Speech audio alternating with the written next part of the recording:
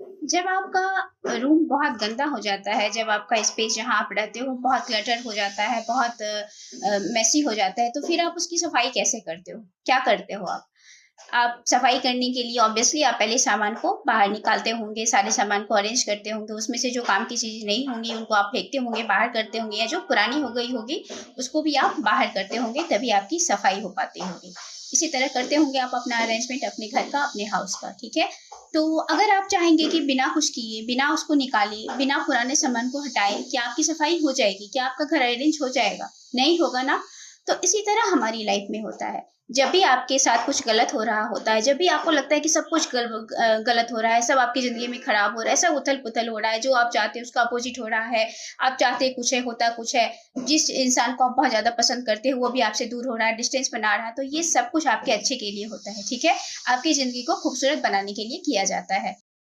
अभी जो मैं बोलने वाली हूँ, उसको आप लोग बहुत ध्यान से सुनना, हो सकता है कि इसी में आपके सवालों के जवाब हो। आपके पास सपोज़ करो कि आपके पास 50 गज का प्लॉट है, ठीक है? और आप चाहते हो कि उसपे बहुत खूबसूरत-सा मैं घर बना लूँ और आप उससे ज़्यादा का प्लॉट अफ़ोर्ड नहीं कर सकते हो।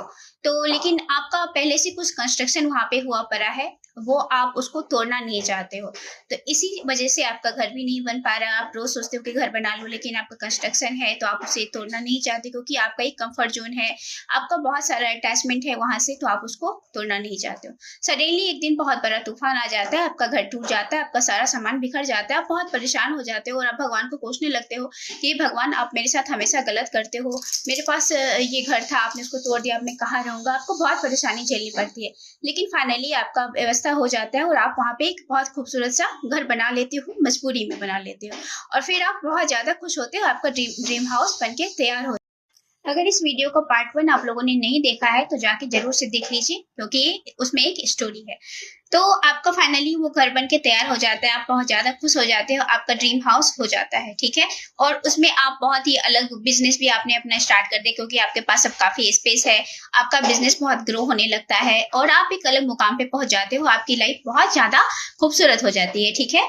और आप बहुत ज़्यादा खुश हो जाते हो। लेकिन वो जो प्रोसेस था ना, वो बहुत ज़्यादा पेनफुल था, आपको बहुत परेशानी झेलनी पड़ी, आपको रहने के लिए घर नहीं था, आप बहुत ज़्यादा परेशान थे। तो उस टाइम आपको क्या लग रहा था कि भगवान बहुत बुरे हैं, आपके साथ हमेशा गलत होता है, कोई भी अच्छी चीज़ें आपके साथ नहीं होती है।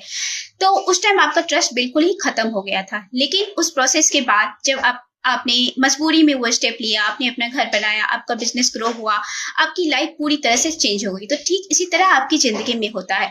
कुछ होता है तो वो आपके अच्छे के लिए होता है, लेकिन आपको ये अलग बात है कि उस टाइम आपको लगता है कि आपके साथ बुरा हो रहा है। तो भगवान